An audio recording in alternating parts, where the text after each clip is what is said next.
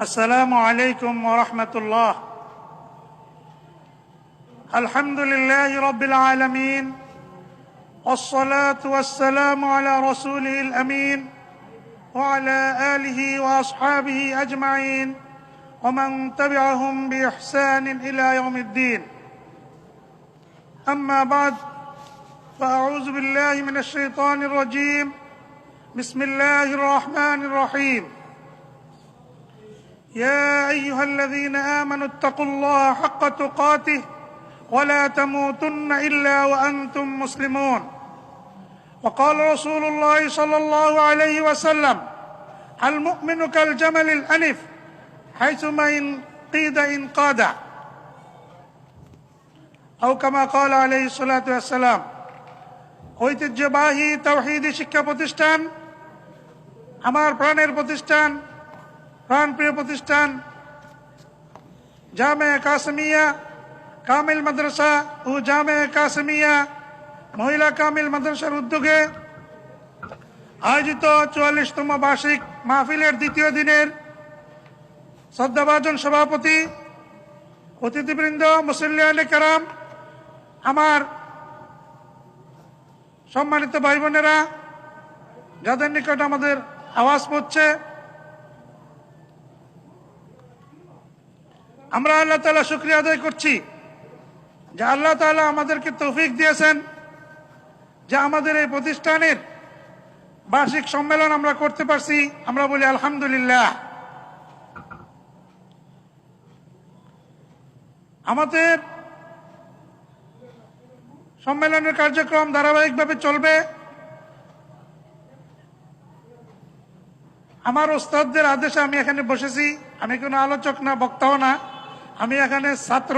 এখনো আমি নিজেকে ছাত্রই মনে করি, কারণ আমার চতুর্দিকে আমাদের ওস্তাদরা আছেন। যদিও সরাসরি ক্লাসে শিক্ষার সুযোগ নাই, কিন্তু ওনাদের কাছ থেকে আমি এখনো শিখতে আছি। এটা আমার জন্য সৌভাগ্য, আমার গৌরবের বিষয়। আলহামদুলিল্লাহ।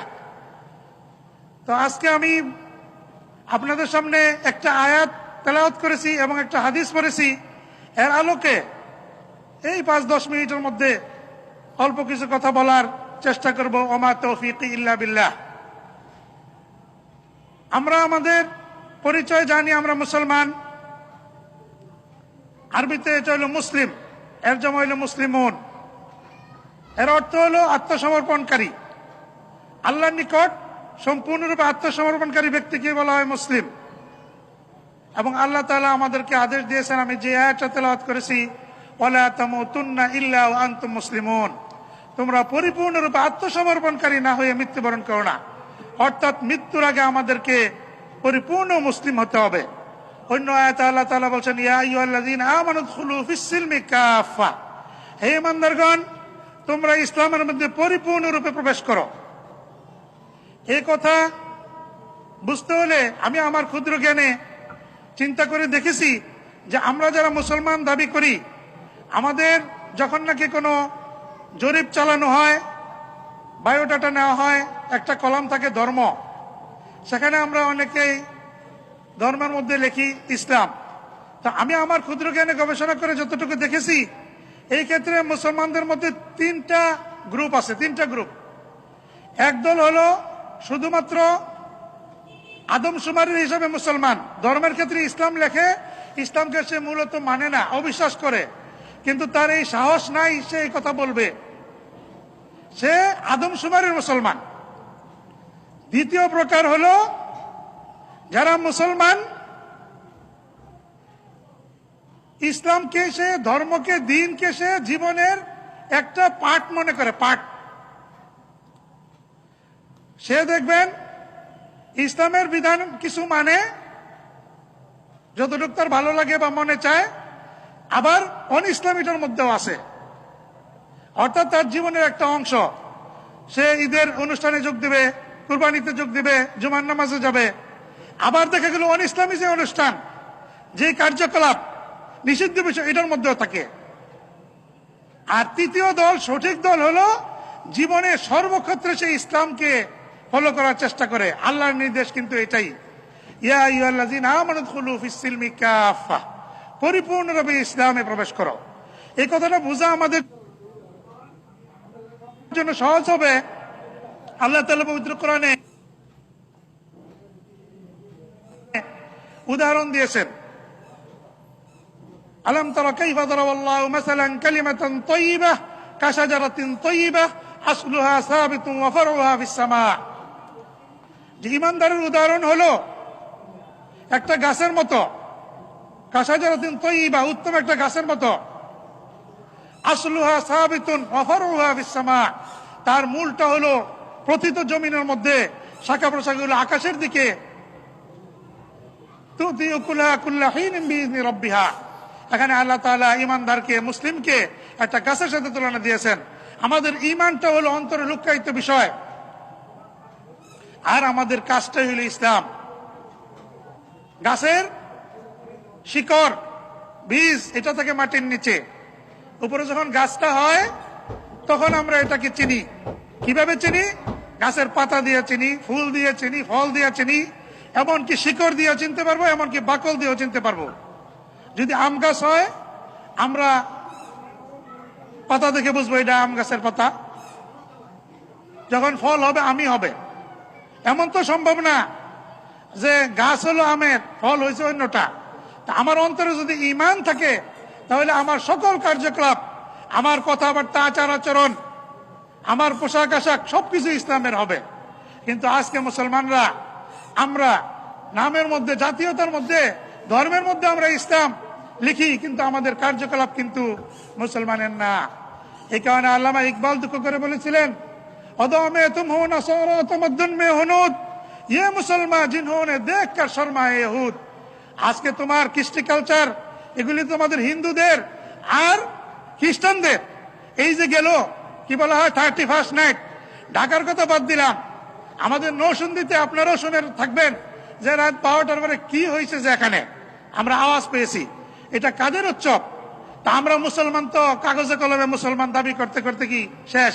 কিন্তু হিন্দুদের পূজাতে পর্যন্ত যোগ দেয়, খ্রিস্টানদের অনুষ্ঠানে যোগ দেয়, এমন কোনো কিছু নাই যেটাতে আমরা যাই না। আবার মুসলমানের সময় কি একবারে ফাক্কা মুসলমান। আসলে ঘটনা এটা না। এই কারণে আল্লামা ইকবাল আরো বলেছেন, তুম সৈয়দ ভি হো, মির্জা ভি হো, আফগা ভি হো, বাতাও তুম মুসলমান ভি হো। যে তুমি তো আজকে দুনিয়াতে কত কিছু হইছ, মির্জা হইছ, নেতা হইছ, মন্ত্রী, এমপি হইছ, তুমি আমাকে একটু বলো তো দেখি, তুমি কি মুসলমান হয়েছ? খাঁটি মুসলমান হয়েছ? কথা একটু কঠিন হয়ে যায়। আমি কাউকে আঘাত করার জন্য বলতেছি না, বাস্তবতা বলতে হয়। আল্লাহ আমাদেরকে ধরবেন যে তোমরা কথা বলছো, বলো না কেন। আল্লাহ বলছেন, ওয়ালা তামুতুন্না ইল্লা ওয়া আনতুম মুসলিমুন, তোমরা মুসলমান না হইয়া মরো না। কিন্তু আমরা করি আর উল্টা। কি করি? মরার পরে মুসলমান হই সবাই, মরার পরে সবাই মুসলমান। এমন কি যে নাকি ঘোষণা দেয় নাস্তিক, মৃত্যুর পরে তার জন্য, জানাজার জন্য দৌড়াদৌড়ি শুরু হয়ে যায়। তো একটা কথা আছে আমাদের দেশে, যে সাপ বলে সোজা হয় কখন? মরার পরে। তো আমরা মুসলমান সবাই, যে যত নাস্তিক মুরতাদ দেখলাম, সবাইকে বিসমিল্লাহ আলা মিল্লাতি রাসূলিল্লাহ বলে দাফন করে হুজুরের পিছনে দৌড়ায়। আর জীবিত থাকতে সে ইসলামের বিরুদ্ধে, আলেম ওলামাদের বিরুদ্ধে করে। তো এগুলি দিয়ে পার পাওয়া যাবে না। আল্লাহ রাসূল হাদিসে বলেছেন, আল মুমিনু কাল জামালিল আনিফ, ইমানদার ব্যক্তির উদাহরণ হলো নাকে নথ লাগানো উটের মতো। গরুর মধ্যে দেখেন না লাগায়, ইয়ার মধ্যে নাকে খত লাগানো। আপনার কোনো ইচ্ছাই থাকবে না। আপনিও যখন মুসলিম দাবি করলেন, আপনার সমস্ত ইচ্ছাকে আল্লাহর ইচ্ছার সামনে যখন সমর্পণ করতে পারবেন, তাহলে আপনার মুসলিম নামটা সার্থক হবে। আর যদি যে ঠিক আছে সব জায়গায় কেমনে সারা যায়, সব জায়গায় একটু ভাব রাখতে হয়, হুজুরদের নয় হুজুরদের দেখাবো, অন্য জায়গায় গিয়ে অন্যটা করবো, এটা হলো ধোঁকা। তা আমরা আল্লাহ শুকরিয়া আদায় করি, আল্লাহ আমাদেরকে ইসলাম দিয়েছেন, মুসলমান হয়েছে। আমরা খাঁটি মুসলমান হয়ে আমাদেরকে মৃত্যুবরণ করে, মৃত্যুর পরে না, মৃত্যুর আগে কি করতে হবে? ইসলাম আমাদের জীবনে আনতে হবে। আজকে দেখা যায় আমরা আমাদের জীবনকে ভাগ করে ফেলেছি।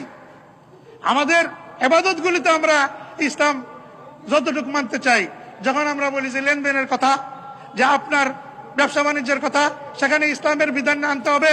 বিবাহ শাদীর কথা, তখন বলে যে সব জায়গার মধ্যে ইসলাম টানেন কেন, ধর্ম টানেন কেন, এই কথা বলে।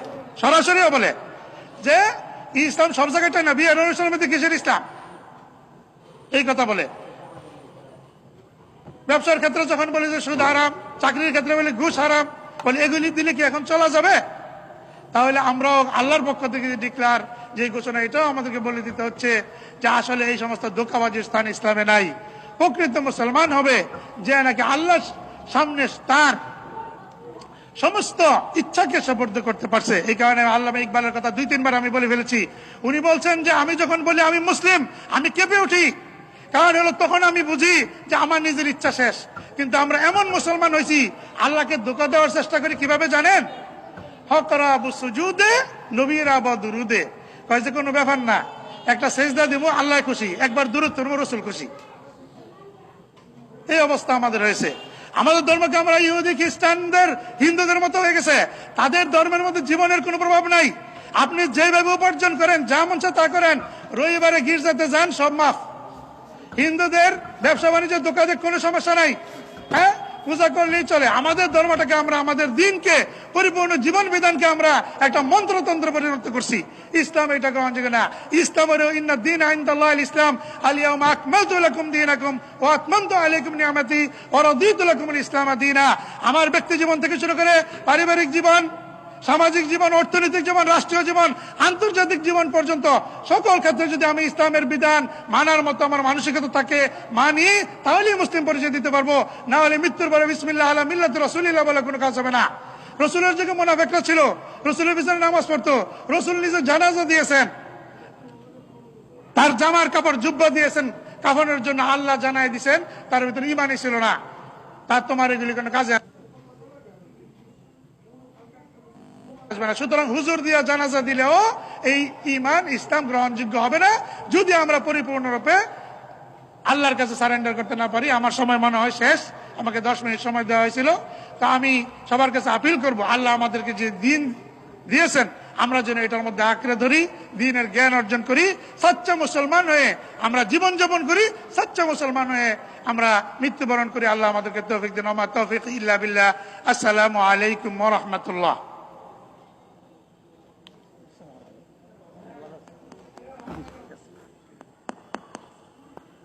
সম্মানিত তাওহীদি জনতা, এতক্ষণ যাবৎ মাওলানা ইমদাদুল্লাহর কাছ থেকে আমরা মূল্যবান কথা শুনলাম।